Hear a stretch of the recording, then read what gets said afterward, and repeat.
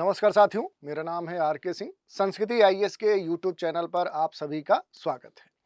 आज के एपिसोड में जिस विषय की हम चर्चा करने वाले हैं वो विषय है कि वक्फ जो संशोधन विधेयक है उसे अब जेपीसी की मंजूरी मिल चुकी है और ये आज पूरा चर्चा में है। तो इस पर हम बात करेंगे। इसमें खास तौर पे ये भी चर्चा है कि इस मंजूरी में मुस्लिमों की कई सारी बड़ी जो मांगे हैं उन्हें भी मान लिया गया है। तो इस कारण से ये चर्चा में है। तो इससे जुड़े हुए जितने भी अहम पहलू हैं उन पर हम खास तौर पे बात करेंगे और जेपीसी समिति क्या होती है उससे भी जुड़े हुए जो महत्वपूर्ण पक्ष हैं उन पर भी हम चर्चा करेंगे। चलिए आगे देखते हैं। टॉपिक है वक्फ कानून में संशोधन, जेपीसी की मंजूरी, मान ली गई है मुस्लिमों की बड़ी मांगे। और चर्चा में आगे बढ़ने से पहले आप सभी के लिए सूचना है, संस्कृति आईएएस के द्वारा यूपीएससी फाउंडेशन कोर्स के जो लाइव कोर्स हैं उन पर 50% का डिस्काउंट प्रदान किया जा रहा। ये जो डिस्काउंट है ये 26 से 30 जनवरी के बीच में वैलिड है।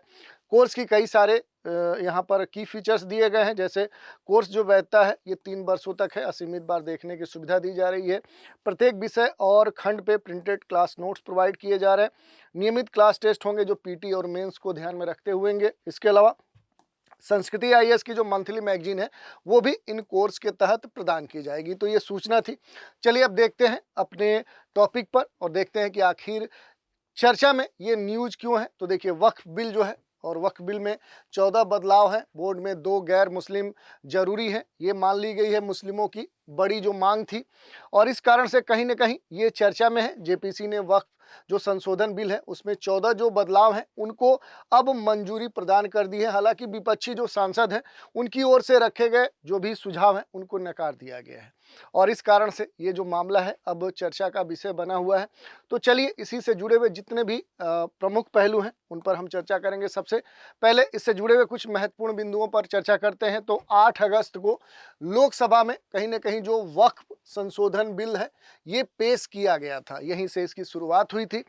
विपक्ष के विरोध के बाद जो केंद्र सरकार है इसने खास तौर पे भाजपा जो सांसद है जगदम्बिका पाल, इन्हीं के नेतृत्व में जो संसद की संयुक्त समिति थी, जेपीसी जो कमेटी है, इसे बनाया था और वक्फ बिल में बदलावों को संसद की संयुक्त जो समिति जेपीसी है इसने सोमवार को मंजूरी दे दी है। ये समिति जो 8 अगस्त को बनी थी इसने अपनी रिपोर्ट दी और उसके आधार पर मंजूरी प्रदान कर दी है। जेपीसी के जो अध्यक्ष जगदम्बिका पाल हैं, इन्होंने ये कहा कि इस फाइनल मीटिंग में सभी जो 44 संशोधन हैं उन पर चर्चा की गई है और इनमें जो एनडीए सांसद के जो 14 सुझाव हैं उनको मंजूरी प्रदान कर दी गई है।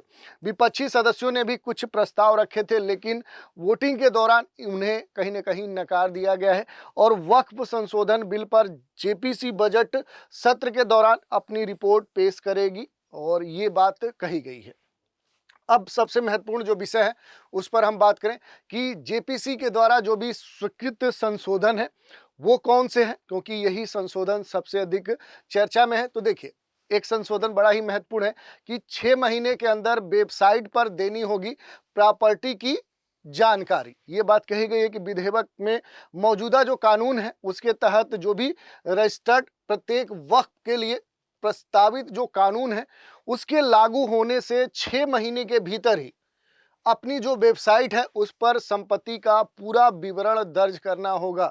ये अनिवार्य होगा, ये अनिवार्य शर्त लागू की गई है और सूत्रों का ये भी कहना है कि एक और स्वीकृति जो है वो संशोधन अब मुतौली जो केयर टेकर है उसको अवधि बढ़ाने का जो अधिकार है वो प्रदान करेगा, बशर्ते कि राज्य में जो वक्फ ट्रिब्यून है वो उसे एक्सेप्ट हो, उसे स्वीकृत हो, उसे कोई आपत्ति न हो। ये बात कही गई है। इसके अलावा भी देखिए कई सारे संशोधन हैं। जैसे इसके साथ ही ये कहा गया है कि मुस्लिम कानून और न्याय शास्त्र का जो ज्ञान रखने वाला हो एक व्यक्ति जो होगा उसको ट्रिब्यूनल में शामिल करने की बात इस नए संशोधन में कही गई है। विपक्षी सांसदों ने विधेयक के सभी जो 44 प्रावधान हैं उनमें संशोधन का प्रस्ताव रखा था और उन्होंने ये दावा किया था कि जेपीसी की ओर से प्रस्तावित जो विधेयक है ये मुस्लिमों के धार्मिक मामलों में हस्तक्षेप करने का प्रयास करेगा। इस तरह के आरोप भी या कहें तर्क दिए गए हैं। हालांकि विधेयक में देखें तो मुस्लिम निकायों को कुछ राहत दी गई है जिसमें विधवाओं और अनाथ जो हैं उनके साथ ही अन्य जो कल्याणकारी उपाय हैं उन पर निर्णय लेने का जो अधिकार है ये वक्फ बोर्ड का है, लेकिन इसे अनिवार्य नहीं बनाया गया, ये बात यहाँ पर कही गई है। इसके अलावा देखिए, अगर हम बात करें तो वक्फ जो संशोधन विधेयक है, इस पर ज्वाइंट जो पार्लियामेंट्री कमेटी है, ये बजट सत्र के दौरान अपनी रिपोर्ट पेश करेगी और संसद के शीतकालीन सत्र के दौरान कहीं ना कहीं समिति का जो कार्यकाल है वो बढ़ा दिया गया था। वक्फ जो भी संपत्तियां हैं उनको रेगुलाइज करने के लिए बने वक्फ एक्ट 1995 की जो मिसमैनेजमेंट, भ्रष्टाचार और अतिक्रमण जैसे जो मुद्दे हैं उनके लिए आलोचना की जाती रही है। लेकिन जेपीसी की अध्यक्षता में जो जगदम्बिका पाल है, इनकी अध्यक्षता में ये जेपीसी जो कमेटी है ये गठित की गई थी।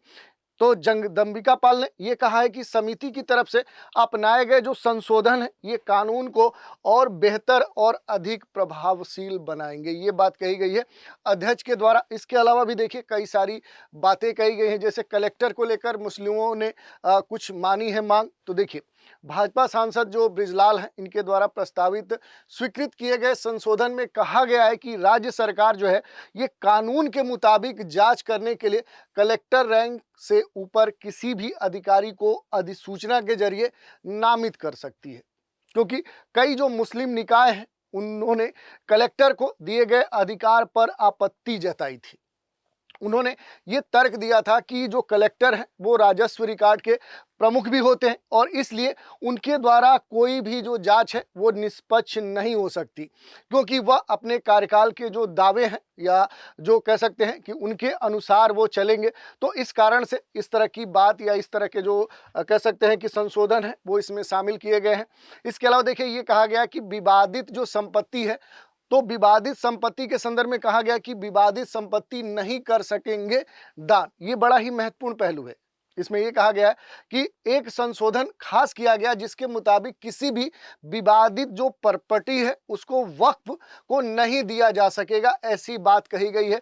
वहीं व्यक्ति जो है वो वक्फ को प्रॉपर्टी दे सकेगा जो कम से कम 5 साल तक इस्लाम धर्म का अनुयायी हो। इसमें खास तौर पे देखें तो जो ये कमेटी गठित की गई थी, इसके मेंबर्स में लोकसभा से निशिकांत दुबे थे। उन्होंने अपना एक बाकायदा पोस्ट जारी किया जिसमें उन्होंने लिखा कि गरीब मुसलमानों को हक दिलाने तथा कांग्रेस पार्टी की जो वोट बैंक की राजनीति है उस कारण से हिंदू समाज को दोयम दर्जे का नागरिक बनाने की जो साजिश है उसको बेनकाब कर आज संसद की जो संयुक्त समिति जेपीसी है उसने वक्फ संशोधन विधेयक पारित किया।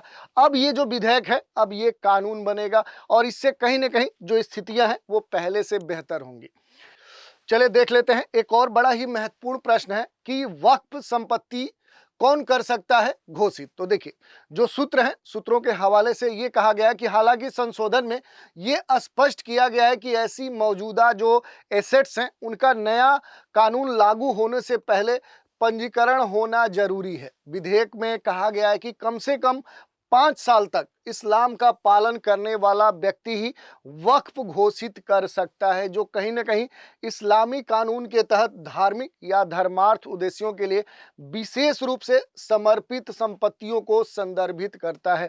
तो ये यहाँ पर स्पष्ट तौर पे कही गई बात है कि वही व्यक्ति यहाँ पर संपत्ति को वक्फ की प्रॉपर्टी घोषित कर सकता है जो इस्लामी कानून के तहत धार्मिक या धर्मार्थ उद्देश्यों के लिए विशेष रूप से समर्पित रहा हो, ये बात कही गई है। इसके अलावा देखिए कमेटी के द्वारा पारित एक संशोधन में यह भी कहा गया है कि ऐसे व्यक्ति को यह दिखाना या प्रदर्शित करना चाहिए कि वह 5 साल से धर्म का पालन कर रहा है। ऐसा नहीं कि केवल ओरली आप बोल दीजिए कि नहीं मैं तो इतने दिनों से धर्म या धर्मार्थ हेतु काम करते रहा हूं, उसके लिए प्रूफ बकायदा साक्ष्य प्रस्तुत करना होगा, ये बात यहाँ पर कही गई है। इसके अलावा देखिए वक्फ जो ट्रिब्यूनल है इसमें अब होंगे 3 सदस्य, ऐसी बात कही गई है नए वाले ड्राफ्ट में। इसमें यह कहा गया है कि भाजपा सांसद जो संजय जायसवाल हैं इनके द्वारा प्रस्तावित और समिति के द्वारा स्वीकृत जो संशोधन है उसमें यह कहा गया है कि मुस्लिम कानून और न्याय शास्त्र की जानकारी रखने वाले एक व्यक्ति को ऐसे न्यायाधिकरणों के सदस्य के रूप में शामिल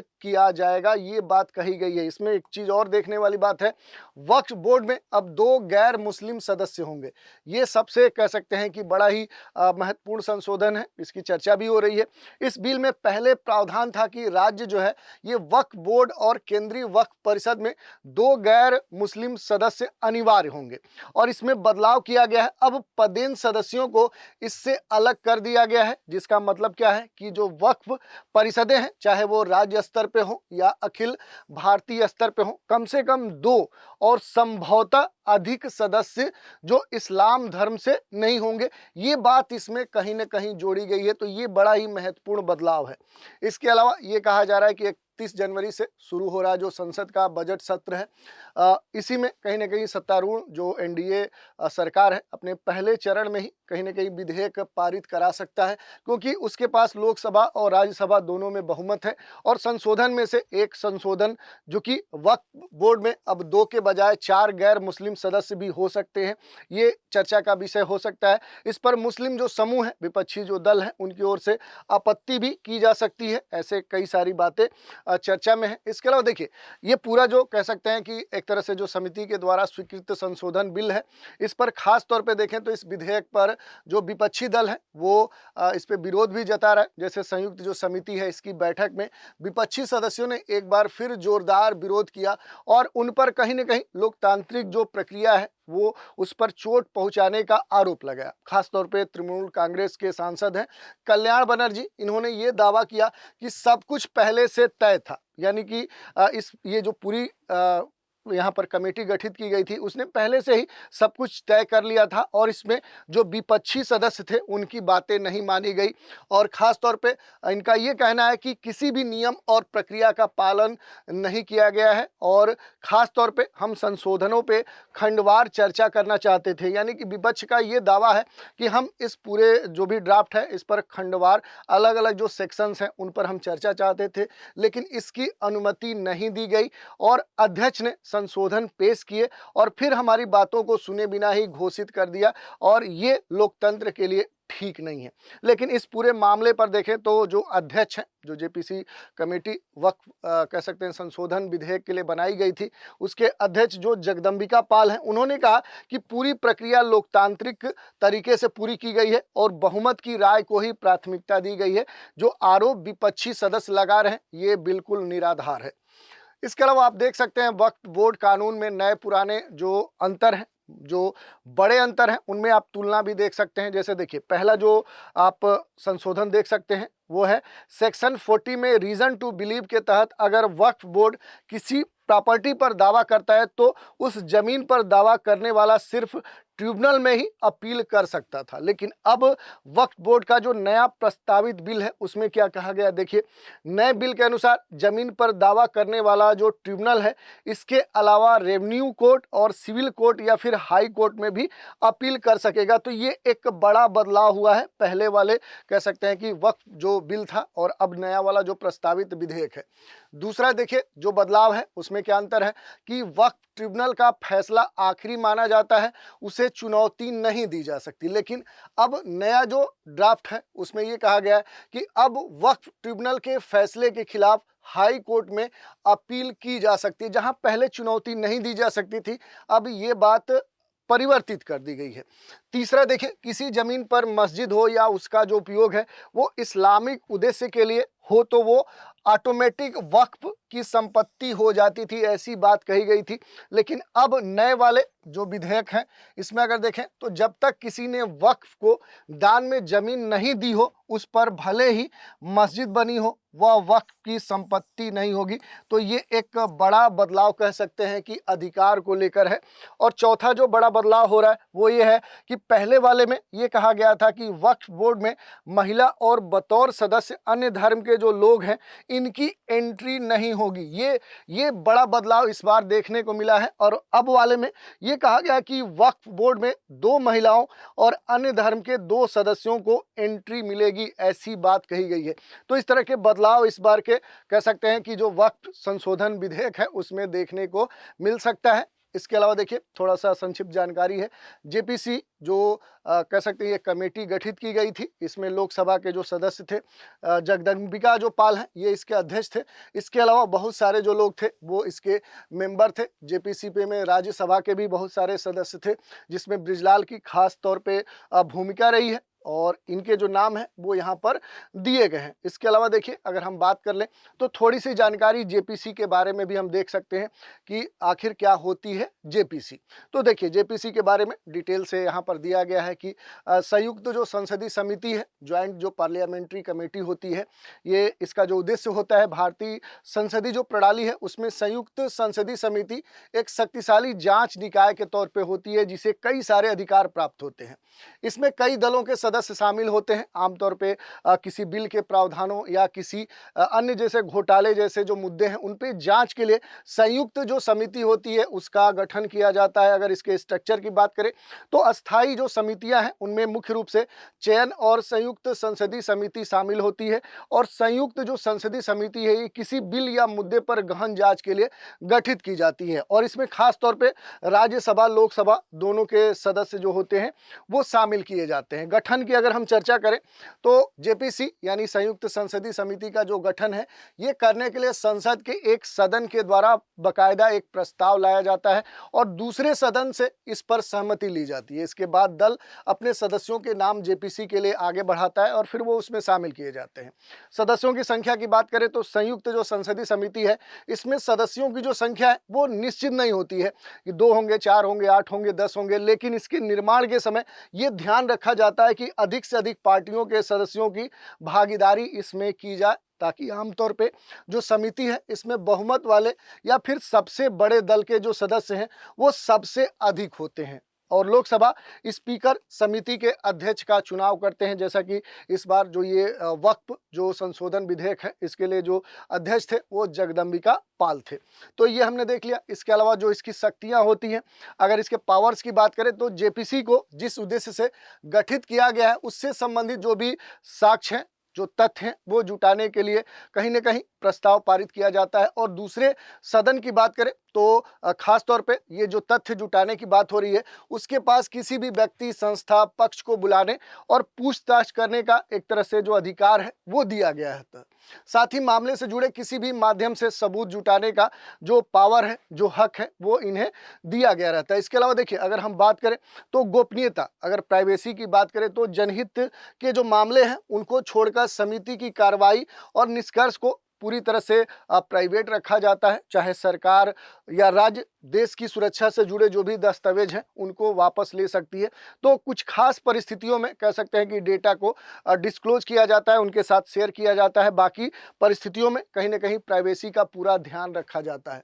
विघटन की बात करें कि कैसे ये फिर से एक बार समिति जो है वो भंग होती है, तो संयुक्त संसदीय जो समिति है इसके पास किसी भी विषय की जांच के लिए अधिकतम 3 महीने का जो समय है वो होता है और जांच रिपोर्ट पेश करने के बाद जो समिति है उसका जो अस्तित्व है वो खुद ही स्वतः समाप्त हो जाता है। तो ऐसा नहीं है जैसे इस बार ये कमेटी गठित की गई थी, जब ये जांच है इसने प्रस्तुत कर दिया, ये पेश हो जाएगा और उसके बाद ये जो कमेटी है ये अपने से समाप्त हो जाती है। रिपोर्ट की बात करें तो विषय पर रिपोर्ट पेश करने के बाद संयुक्त जो समिति है ये स्वतः समाप्त हो जाती है। जो समिति है इसकी रिपोर्ट पर कार्रवाई करने के लिए सरकार बाध्य नहीं होती है। ये बड़ा ही महत्वपूर्ण विषय है। अगर चाहे तो अपने विवेक से रिपोर्ट के आधार पर जांच शुरू करने का जो फैसला है वो किया जा सकता है और सरकार को जेपीसी की जो सिफारिशें हैं उसके आधार पर की गई जो कार्रवाई है उस पर रिपोर्ट देनी होती है। तो ये बात हमने देख ली। संसद में अगर चर्चा की बात करें तो सरकार के जवाब के आधार पर जो समितियां हैं ये संसद में कार्रवाई रिपोर्ट पेश करती हैं और जो भी रिपोर्ट होता है उस पर संसद में चर्चा की जा सकती है और इससे जुड़े हुए जो भी सवाल हैं उन पर भी बात की जा सकती है, जैसा कि इस बार भी ऐसा होने की संभावना है। इसके अलावा देखिए अभी तक अपने देश में किन किन मामलों में हुई है इस तरह की जाँच। अब तक देश में कई सारे बड़े मामले हैं जिसमें जेपीसी की जो जाँच है इससे संबंधित जो कमेटी है वो गठित की जा चुकी है। इनमें से कुछ हाई प्रोफाइल जो मामले हैं जैसे आप देखिए बोफोर्स घोटाला 1987 का मामला है, हर्षद मेहता स्टॉक मार्केट घोटाला 1992 का मामला है, केतन पारिक शेयर बाजार घोटाला 2011 है, राष्ट्रीय नागरिक रजिस्टर एनआरसी 2016 और व्यक्तिगत डेटा संरक्षण विधेयक 2019। कहीं ना कहीं इन मामलों के लिए कहीं ना कहीं जेपीसी जो कमेटी है ये गठित की गई है और इससे संबंधित जो भी कार्रवाइयां हैं वो भी संपन्न हुई है। तो इस तरह से हमने आज के एपिसोड में बात कर लिया कि जो वक्फ संशोधन विधेयक है ये इसके लिए मंजूरी जेपीसी को मिल गई है और अब ये कानून बनने की प्रक्रिया में आगे बढ़ने वाला है। तो इस चर्चा में इतना ही। आप सभी हमारे साथ बने रहें, इसके लिए धन्यवाद।